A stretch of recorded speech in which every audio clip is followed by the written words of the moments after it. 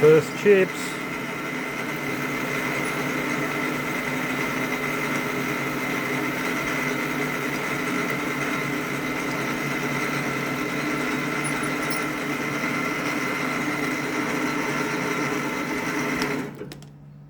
Working pretty good.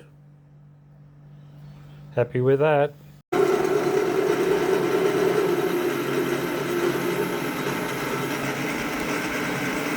There we go. Surface finish looks pretty good. Obviously I've got some work to do to get it perfectly in the centre so I don't get a nubbin. And that side's bigger, but should be able to knock that off. That looks pretty clean. Probably do that in the mill. Anyway, it spins.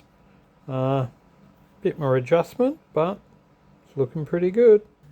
One thing I haven't worked out though is how do you actually lock the carriage from spinning?